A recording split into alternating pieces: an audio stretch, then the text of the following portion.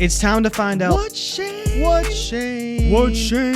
said with Shane Manila. What's good, world? It's time for another Shane Says. I will try to keep this brief, I promise you. So over the last few weeks, I've been ruminating over some things fantasy related. One of the things I've been thinking about is the lack of patience we show as a community now. And it's not just a recent phenomenon, but it feels like this year, more so than years in the past, we are really quick to move off of players. That is more prevalent this year than years in the past. Now, I'm not talking about giving up on a wide receiver, a rookie wide receiver that goes out, has his whole season and scores 5 points a game. I've shown that player is likely not going to end up doing much of anything in fantasy. So you have some reasoning to why you would do that. Now, I'm talking about players more specifically that have some track record to them, have a little bit of history to them. For lack of a better word, pedigree. I hate that word, but I don't know another word to use. So remember after week 1, Mark Andrews, absolutely buried. Then he was buried after week 2. And then, after week 3 and 4, really buried, like 12 feet deep. My dude had donuts back-to-back weeks, which is almost impressive. So if you would have made trades for Mark Andrews after week 4, based off that, you could have gotten Mark Andrews. And these are in tight end premium leagues. Just went to Dynasty Daddy, just wanted to look it up. Tight end premium leagues. You could have gotten Mark Andrews for Dalton Schultz and a second, 25 second. You could have gotten Mark Andrews for Emmanuel Wilson and Noah Fant. You could have gotten Mark Andrews a second and a third, 2025, for Eric All and Pat Freiermuth. And you also could have gotten Mark Andrews and a second for Jake Ferguson. What's interesting about the last two trades specifically, this kind of illustrates the point, right? We should be betting on talent. Now, I know Mark Andrews looked absolutely awful to start the year, right? There were reasons for that, and I'm not going to get into it now, but obviously there were reasons. Maybe I will get into it, right? He had surgery last year. He had a car accident in the offseason. Maybe he's a human being, and it does take some time to heal from those things. So he looked slow. He wasn't being targeted. They weren't using him a lot. But Mark Andrews has a very long history of being an elite tight end. Just going back, like I said, after you made those trades, after week 4, what's happened since? Okay, so there's been 6 games since that time. Since that time, he's now had 4 top 10 weeks in the past 6 games. 3 of those were top 6 performances. We probably should have known based off his record of 5 straight years as a tight end 5 or better entering the season that, you know what, he might rebound. That might be a player that you'd like to trade for at a discount. So, like I said, the last 2 trades kind of illustrate that point. Someone gave up Mark Andrews in a second for Jake Ferguson.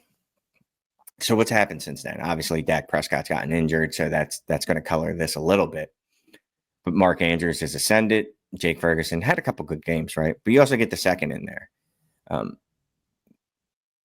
That's going to happen sometimes where, a player is going to start out slow, but if you bet on them, you're probably going to do okay when they have a track record. Second player that I wanted to discuss that illustrates this point, it's Jalen Hurts. Now, entering the season, Jalen Hurts had his 3rd offensive coordinator in 3 seasons. Yes. Shane Steichen, Brian Johnson, whoever was calling plays after Brian Johnson, I completely forget. And then this dude they got now. Kellen Moore, that guy. So maybe we should have expected that there might be some growing pains. And there were. Weeks 1 through 4, he only had 1 QB1 finish. And even that wasn't great. It was a low end. It was QB10, which isn't exciting. So people panicked. People moved Hurts. So I wanted to go back and see what kind of deals people made for Hurts after week 4. This is a fun one. Dallas Goedert, Tutu Atwell, a 2025 first and a 2025 second to 1.5 PPR. If this was a 3.0 PPR tight end premium, I could maybe, never mind. Absolutely never could see that. Another deal I found, Jalen Hurts and a 25 second for Puka Nacua, a 25 first and a 27 first, 2027. We are in the year 2024. That is 3 years from now. I have no idea who you're going to be drafted in 2027. I like accruing picks, but not at the cost of Jalen Hurts. So if you held on to Jalen Hurts, or if you traded for Jalen Hurts, congratulations. We probably should have known, right? There was a bye after week 4 for the Eagles.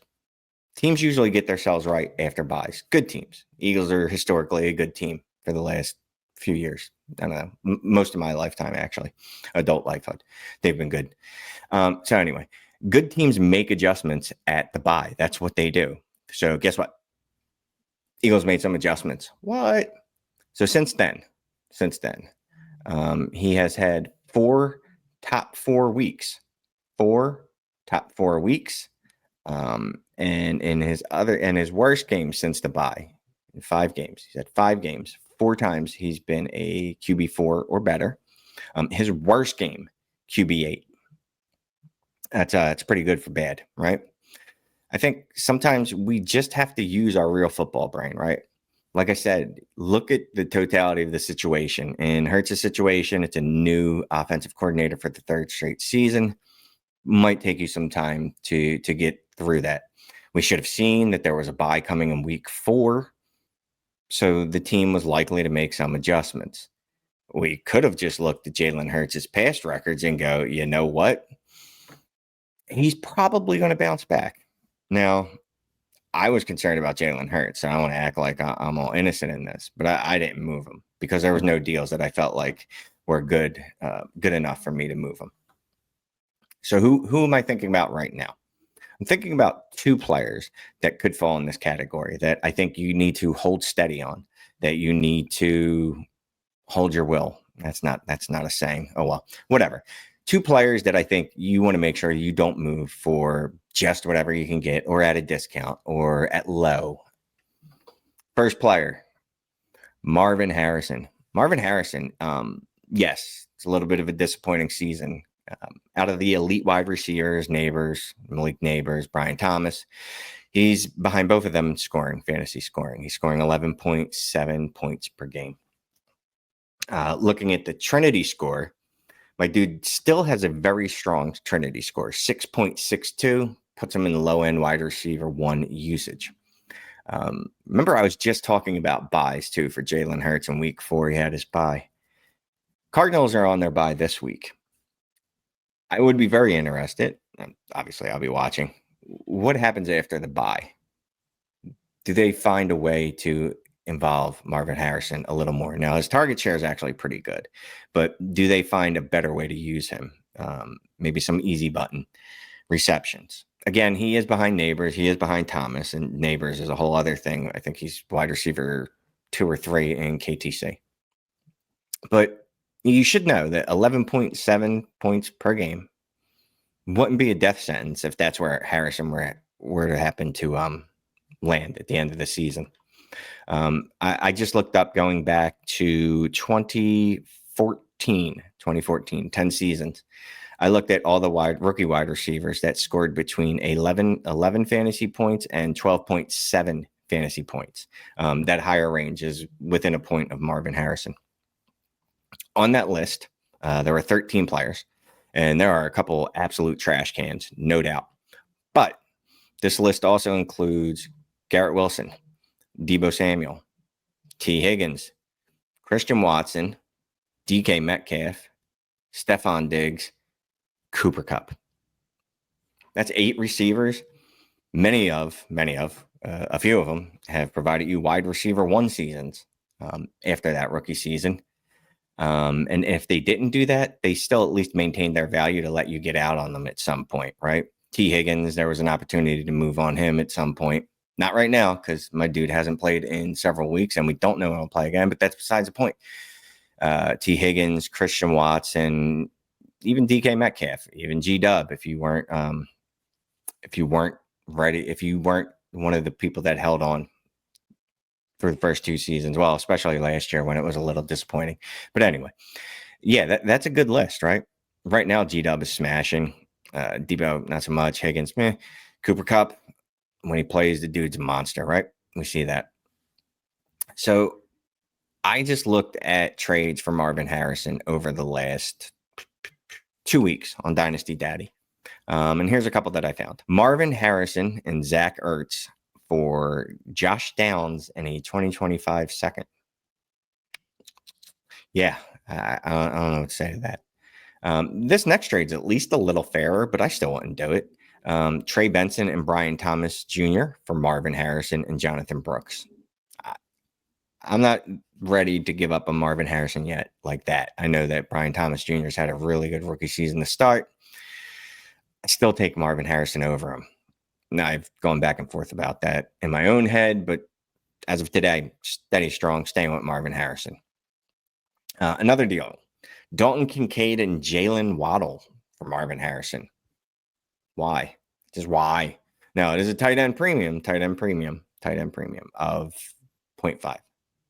It's not even that big. Now, if it was 2.0, 1.75, I could even see that. If it was start 11, start 12, maybe. It's a start 10, 1.5 tight end premium. Not really a deal I would like to make. And then this deal, I don't know. Someone gave up Christian Watson for Marvin Harrison. They got Marvin Harrison after giving up Christian Watson. If you are watching this show and that is you, congratulations. That's art. You know what I mean? Just take a picture of that, hang it on the fridge like you do your kids' artwork, because that is amazing. Good for you. So you get the point, right? A little bit of panic sets in. You can get Marvin Harrison at a little bit less than you were able to get him before the season, right? What was he? The 101, 102, 103? He was up there, right? You couldn't have traded Christian Watson for him then. Definitely couldn't have traded Dalton Kincaid or Jalen Waddle. None of those deals that I just mentioned would have gotten you Marvin Harrison. So, second player on my mind. We're not there yet. You know, the panic hasn't set in yet, but it could. CeeDee Lamb. Like I said, there's not panic today. There's concern that his scoring is going to be hurt by Cooper Rush and Trey Lance because they combined for something like 50 yards against the Eagles. Anyway, they combined for about 50 yards against the Eagles. Absolutely trash-tastic. If there's another game like that, the community is going to start panicking, and they are going to look to move CeeDee Lamb. You can absolutely bank on it. You know how we know. Look at the history of our community. Look at the history of wide receivers that dip. Now, this doesn't always mean that you're going to be able to get players for an absolute discount for a song, right? I don't think, I hope not, anyone's going to take Zay Flowers and give you CeeDee Lamb. They might, maybe. What this more speaks to, and the bigger piece of this is, it's not the fact that there's a discount. It's the fact that these players are even available. Think about this time last year, CeeDee Lamb. What would have taken them to get him? Basically, it was absurd, making him virtually unmovable. He wasn't movable. He wasn't someone that you even probably attempted to get. I mean, maybe you did, but you weren't getting him unless you absolutely blew out your assets for it. CeeDee Lamb this year, Trinity score, 7.62. That is still high-end wide receiver one usage, even though the season has been disappointing, even prior to Dak getting hurt. And speaking of the Trinity score, use promo code Shane at DD Fantasy to get a 50% off your first month of the All Access Plus Discord package, or Shane Goat for 50% off the first month of the Elite Goat tier. Hook it up. You want to rock with us? Great crew people. Help me a little bit. Helps the site, obviously. Helps you. It's good stuff. Anyway, back to CeeDee Lamb. CeeDee Lamb, 7.62 Trinity score. Still elite, bro. Last year, he was wide receiver 1. Like I said, couldn't got him last year. So this year, sure. You might trade for him, and he's only going to give you 11 points a game, 12 points a game. I get it. That's hard to stomach. But this is how you build monsters, right? This is how you build monster rosters. You ever look at someone's roster and go, how did dude get Justin Jefferson, Jamar Chase, CeeDee Lamb? I don't know, just 3 players like that. How did they do that? By doing things like this, buying players when you're uncomfortable buying them. Everybody would buy them if they're, you didn't have to overpay when they're smashing. If you could pay at a discount, even a slight discount while they're smashing, you would do it. That's easy. That's comfortable. This is how you get monsters. You be uncomfortable. Make trades for players like CeeDee Lamb when the community starts to panic. Again, I think it would probably take one more game of Trey Lance and Cooper Rush, whomever may start, before that happens. If not one game, maybe 2 more games. I don't care. 3 games, whatever. It does not matter to me. It's going to be this season. I guarantee you, you are going to be able to trade Zay Flowers for CeeDee Lamb. Bank it. If you have Zay Flowers on your roster, remember this, pin it, try it in 3 weeks, see what happens. If I'm wrong, let me know. If I'm right, I don't know. Use the promo code and sign up to DD Fantasy. So that's it, man. Just wanted to keep it real brief. Just one of the things that's been on my mind. Like I said, a little bit of patience. And I'm not saying ignore all available evidence. Like earlier this season, I talked about Patrick Mahomes not being elite. That was based on a long track record of him not performing at elite levels. But players like CeeDee Lamb, Marvin Harrison, obviously hasn't done it in the pros yet, but a great collegiate profile, are players that you should not be just moving at a loss. All right, that's all I got. I appreciate y'all. Comment in the chat. Let me know who you think might end up being a player that's discounted before the season ends. Not even a big discount, just the fact that you can trade for him. Who do you think might pop up because of poor performance or other issues that might arise? So I appreciate y'all, and I'll talk to you in the Discord when you join the DD Fantasy family. All right, bros. Later.